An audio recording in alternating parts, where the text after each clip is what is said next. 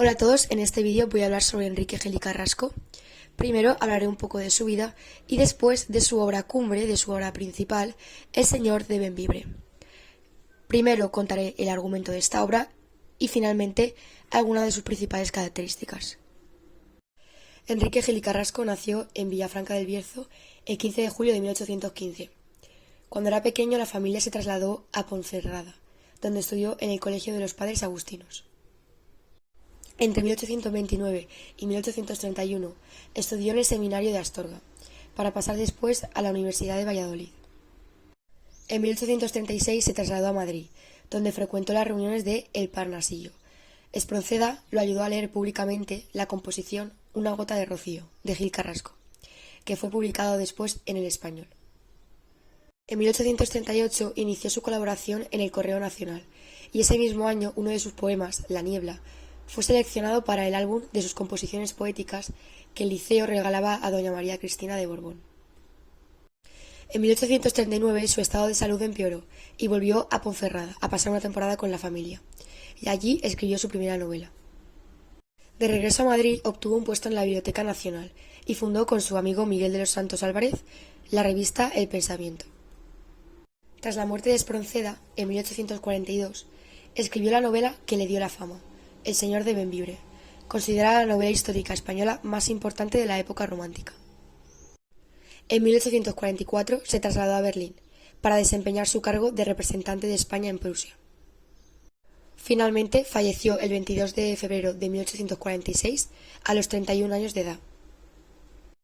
Aunque solo compuso 32 poemas, todos entre 1837 y 1842, Gil y Carrasco merece un puesto entre los poetas románticos. Aportó, en efecto, una rara nota de intimidad, melancolía vital, impalpabilidad lírica y preocupación postmodern, que le transforman en el predecesor de Gustavo Adolfo Bécquer. Cantó la naturaleza, haciéndola partícipe de sus sentimientos de soledad, desilusión, fugacidad de la vida, futilidad del esfuerzo del hombre. Así, en La palma del desierto, o La violeta, flor que transformó en emblema de su vida, y en Un recuerdo de los templarios, donde se evoca la decadencia del castillo de Ponferrada. Señor de Bembibre fue una obra escrita por Gil de Carrasco y publicada en 1844. De hecho, es el origen de las novelas históricas actuales.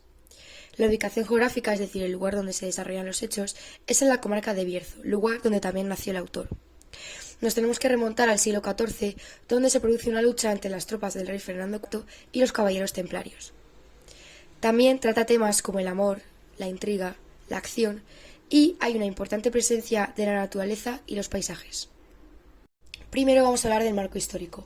Como ya hemos dicho antes, nos tenemos que remontar a época del rey Fernando IV, cuando todavía no se había culminado la reconquista en España.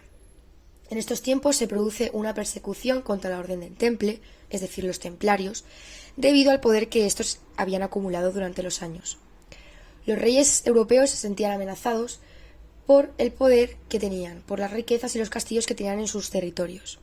De hecho, uno de los protagonistas, don Álvaro, llega a ordenarse dentro de la Orden del Temple y participa en las numerosas batallas, hasta que se celebra el Concilio de Salamanca en 1310, cuando ya los templarios son absueltos.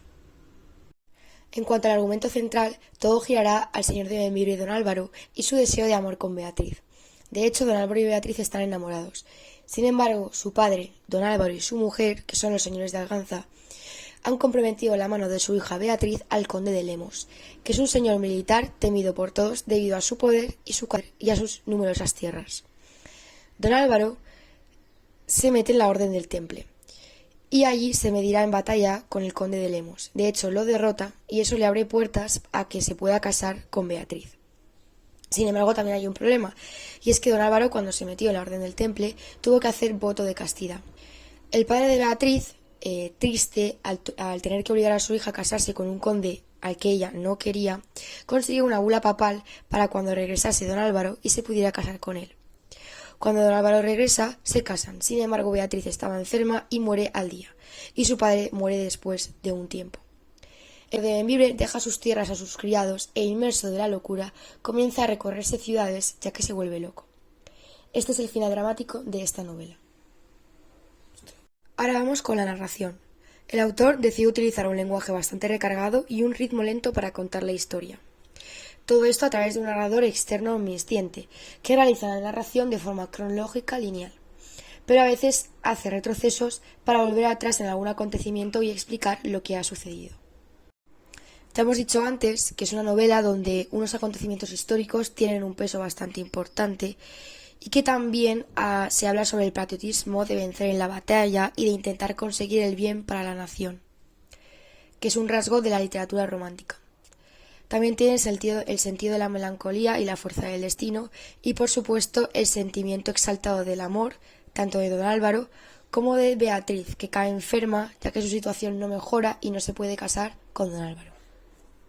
Como he dicho anteriormente, este libro ofrece una gran importancia a la naturaleza, ya que se desarrolla en la comarca del Bierzo e incluso en las zonas limítrofes. Sale el río Sil, el río Cúa, también sale Ponferrada, el lago Carrocedo, Arganza, Cornatel.